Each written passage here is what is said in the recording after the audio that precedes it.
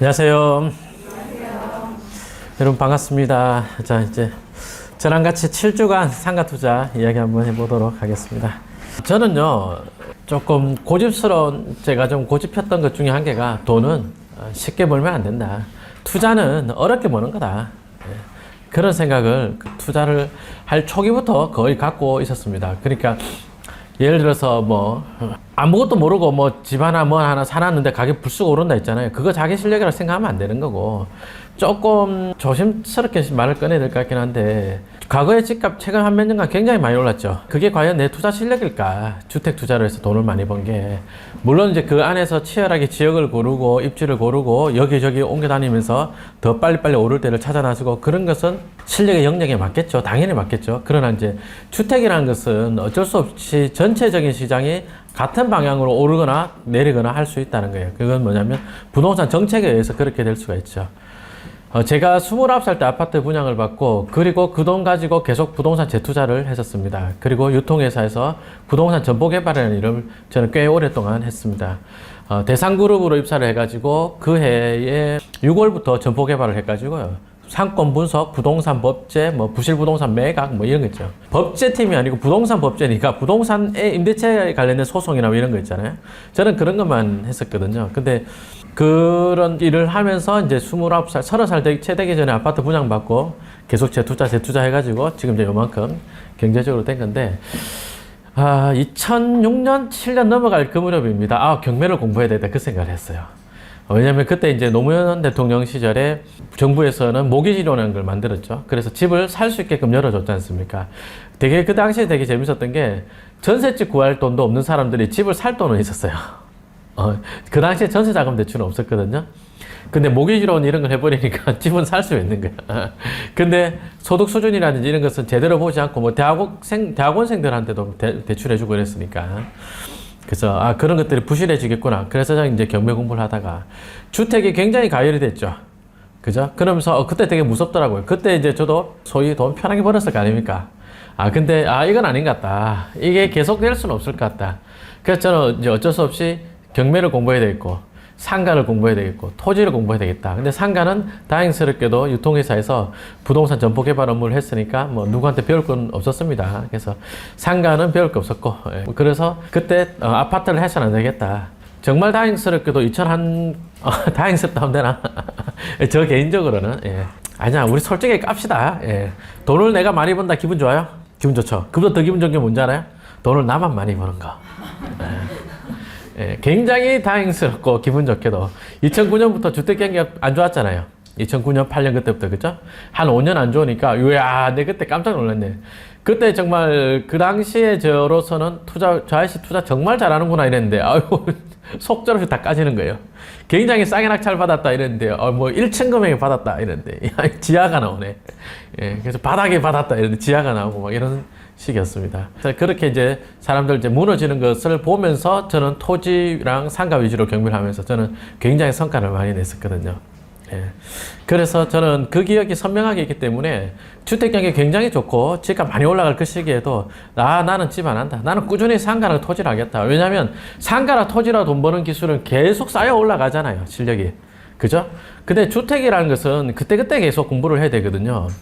어제 어느 아파트 전문가의 지역 분석 그 영상을 어느 분이 보내줬습니다. 그래서 쌤 이러이러한데 어떻게 생각합니까? 라고 하더라고요. 그래서 평택에 대해서 안 좋게 이야기를 하는 내용이 있는데, 그건 이제 평택의 주택시장에 대해서, 평택은 수도권이 아니다. 맞죠? 아파트로 보면 평택은 거의 지방이지 않습니까? 그 점은 동의하죠. 근데 이제 토지 투자자 입장에서 평택이 지방이냐? 평택만큼 좋은 데는 없습니다. 상가 강의 하러 왔구나. 토지 수업 들어보면 아시겠지만 평택에서 수익 낸 거 엄청 많죠. 근데 이제 그분의 지역 분석 이야기를 쭉 듣다 보니까 뭐야? 상가 분석을, 뭐야 이거? 깜짝 놀랐습니다. 뭐야 이거 진짜. 그 다음 말은 생략하겠습니다. 너무 1차원적으로 도시를 보는 거예요. 너무 1차원적으로. 뭐야 이게. 여기가 뭐 이종 일반 주거지역이니까 상가가 없다. 뭐가 없긴 없어. 도시개발사무 지구 다니기 몰라가지고 그런 소리 하는 거지. 나중에 봐봐. 어디 상가가 생길지.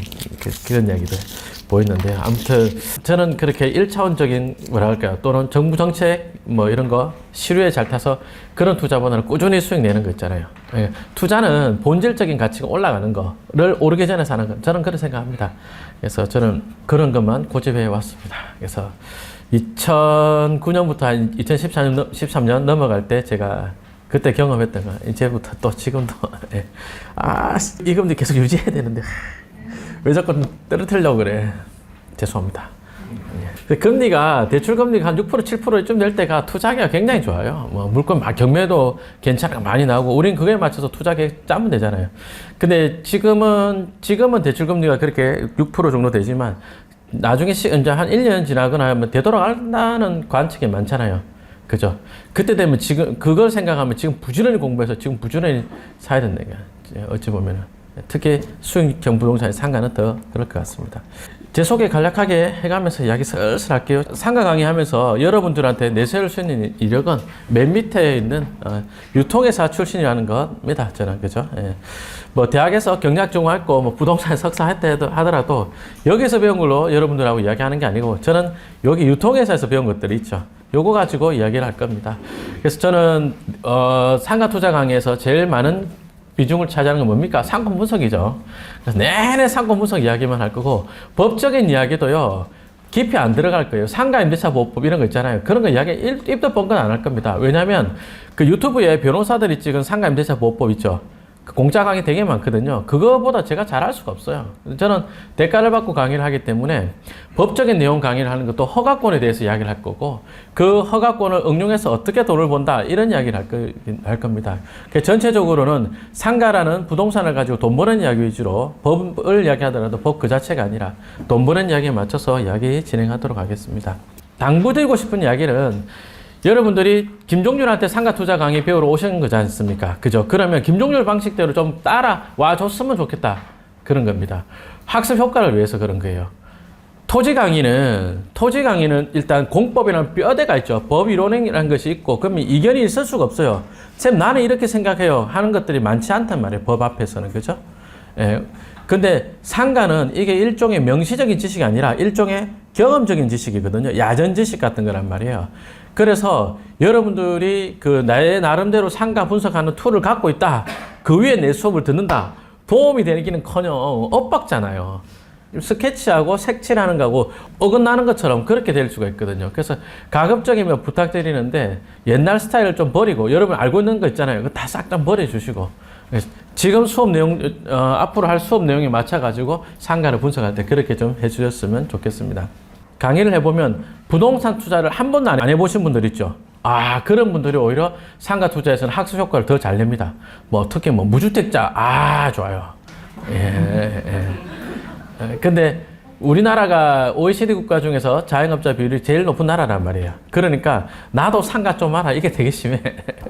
그래가지고 실컷 강의를 해도 질문은 자기 스타일대로 분석해서 와요. 환장 같다니까. 내가 언제 강의를 이렇게 했어요? 이런단 말이에요. 내가 언제 이런 거 좋다 했냐고. 아니, 앞에 계단도 없고 이런 소리 하고. 여러분, 이런 이야기들이 맞아요? 이런 이야기 맞아요? 오른손 법칙, 출근길, 퇴근길, 대형마트가 있으면 나쁘고 어쩌고저쩌고 이런 말 있죠. 맞는 말이에요? 틀린 말이에요? 다 맞는 말이에요. 다 맞는 말인데 이런 걸로 상가가 분석이 됩니까? 상권 분석이 됩니까? 이런 거 다 외워가지고 상가 평가할 때 그래서 이 상가는 좋은 거다 나쁜 거다 또 더 정확하게 말하면 이 상가는 그래서 1층에 임대료가 얼마나 받을 수 있는 거다 그런 거 분석이 가능해요? 절대 안 되죠. 그죠?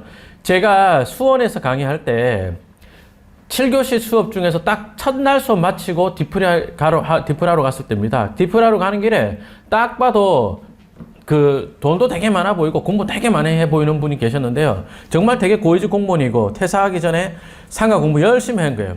한 줄짜리 명제 다 써서 공부한 거예요. 이런 상가가 좋다 저런 상가가 좋다 한 줄짜리를 다 쓴 거예요. 그래가지고 부합되는 게 제일 많은 상가를 샀는데 실패한 거예요. 그래서 그분이 이제 내가 왜 실패했을까라는 생각이 들어서 김종률 수업 들으러 왔는데 첫날 수업 딱 듣고 나니까 엄마야 내 이래서 안 좋은 걸 샀구나. 바로 알겠다라고 하더라고요. 오늘 수업 뭐냐? 배우수요란 말이에요. 배우수요. 배우수요의 개념 잡기인데 배우수요라는 이야기를 딱 듣고 나니까 내가 뭐 잘못 샀는지 알겠다 이러더라고. 이 중에 뭐 한 개 해볼까요? 뭐를 예를 한번 들어볼까? 틀린 말은 아닌데 써먹을 수 있는 말이 아니에요. 이런 말은. 예를 한번 들어보겠습니다. 오른손의 법칙 한번 이야기해 볼까요? 옛날에 모네타 금융인가 하는 데가 있었거든요. 그 지금 그러니까 재테크 뭐 이렇게 사이트였나? 그 모네타가 거기에 네이트온에 있는 거죠. 모네타가 그죠? 거기 옛날에 올라온 글도 보면은 그 상가는 오른손의 법칙이 아니라 왼손의 법칙이다 이런 말을 쓴 것도 있어요. 근데 나는 오른손의 법칙도 개똥 같은 소리인데 왼손의 법칙 저것도 무슨 개똥 같은 소리냐 이러니까 읽어보면은 달리기 같은 거 있잖아요. 트랙 도는 거 이런 거 보면 왼쪽으로 돌잖아요.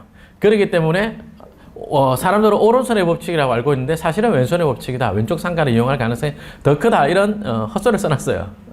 둘 다 틀린 이야기입니다. 왜 틀린 이야기냐? 자 보자. 사람이 여기 있어요. 이쪽 길로 갑니다. 그죠? 그런데 여기 A 상가, B 상가 있다. 어디가 더 좋은 것 같아요? 어디를 더 이용 많이 할 것 같아요? 뭐 오른손의 법칙은 B입니까? 아무 의미가 없다니까. 보세요. 이래가지고 요쪽은 아파트가 2000세대가 된다고 할게요. 주거가. 여기는 500세대가 된다. 어디가 좋아요? 오른손이라서 B가 좋아요? 아니죠. 요렇게 올라가서 요렇게 내려올 요인도 있죠. 다시 이야기해 볼게요. 지금 올라가는 게 이게 한 사람이 아니라 여러 사람이 이 상권을 지나다닐 거 아닙니까? 이 동선을. 맞나요? 이 동선을 여러 사람이 다닐 건데 오른쪽으로 B 쪽으로 꺾어질 사람이 A 쪽으로 꺾어질 요인 사람보다 대충 4배는 많아 보입니까? 맞죠? 그게 오른손 법칙 때문이에요? 전혀 아니죠. 전혀 아니죠. 배우 수요 때문에 그렇죠. 그러면 여러분들이 상가 투자를 잘하고 싶다라고 하려면 이제 어떤 공부가 되어 있어야 되냐? 방향이 어떻게 잡혀야 되냐면 평균적인 수도권의 평균적인 가구 수준으로 2000세대 있을 때 이런 B 자리에 상가 공급이 몇 개 정도 되고 동선이 주동선에 있을 때 파리바게뜨 같은 일반적인 프랜차이즈가 들어간다면 매출이 어느 정도 나오고 그 매출에 근거해서 평당 임대료는 얼마나 받을 수 있고 그래서 여기 전체 평수가 몇 평이니까 임대료가 얼마? 임대료가 얼마니까 그 다음 먼저 역산하면 시세 얼마 맞나요? 그죠? 그런데 내가 지금 살려는 금액 요 금액 그럼 이만큼 차이 먹을 수 있나요? 예. 오케이. 이렇게 들어가는 거죠. 이게 상권 분석이죠. 맞죠? 자, 한 번 더 해볼까요? 자, 계단이 이쪽에 있어요. 좋아요? 안 좋아요? 계단이 B 쪽에는 있고 A 쪽에는 없다 칩시다. 근데 장사 어느 쪽이 더 잘 되겠어요? 그래도 B가 더 잘 되겠죠? 그러니까 제가 상가 투자에 관심을 가지고 그냥 남들이 뭘 해놨나 강사들이 뭐라고 써놨나 이 글을 좀 봤어요. 내가 깜짝 놀랐다니까. 이를테면은 뭐 예쁜 여자가 어떤 겁니까? 라고 물었는데 뭐 얼굴에 점이 없어야 되고 뭐 이런 소리만 써놨는 거야. 그 얼굴에 점 있으면 안 예쁜 여자냐고. 전지현 예쁘잖아. 맞죠? 그러니까 이게 그런 걸로는 안 된다니까. 이 한 줄짜리를 가지고는 안 돼요. 그래서 요렇게 수업 내용은 저는 내내 이렇게 이야기할 겁니다. 그래서 뭐 안 되면 구구단처럼 외우십시오. 이렇게 할 거예요. 세대가 이 정도 되고 동선이 이 정도 되고 이런 지역일 때는 임대료가 얼마입니다. 자꾸 그런 것을 만들어 놓고 다른 지역에 대입하면은 실력이 늘죠. 그죠? 그래서 7주간 여러분들이 수업을 듣고 나면은 어떤 상가가 좋은 것이다. 요거 투자하면 되겠네. 이런 거 쉽게 보이진 않을 거예요. 그래도 최소한 7주 수업 듣고 나면은 나쁜 거는 금방 걸러질 겁니다. 특히 경매로 상가를 투자해야지라고 마음먹고 있는 분들은 경매 검색 속도가 굉장히 빨라질 거예요. 7주 수업 마치고 나면 에라이 거지 같은 게 나왔구만 이러면서 이런 거 빨리빨리 드랍시킬 것이고 그리고 또 뭐 제 자랑을 조금 늘어놓자면 제가 또 이렇게 토지 투자도 좀 하는 편이잖아요. 그죠? 몰랐어요? 다음 달에 알게 될 겁니다. 그래서 어쨌든 그러다 보니까 이제 감정평가가 어떻게 만들어지고 이런 이야기 뭐 그런 것들 토지를 하면 상가도 더 잘 보이죠. 왜냐하면 토지를 하면 필연적으로 감정평가라든지 도시계획이라든지 이런 것을 보니까 그럼 상가가 어디가 메인이다 이런 것들도 나오죠. 그렇죠?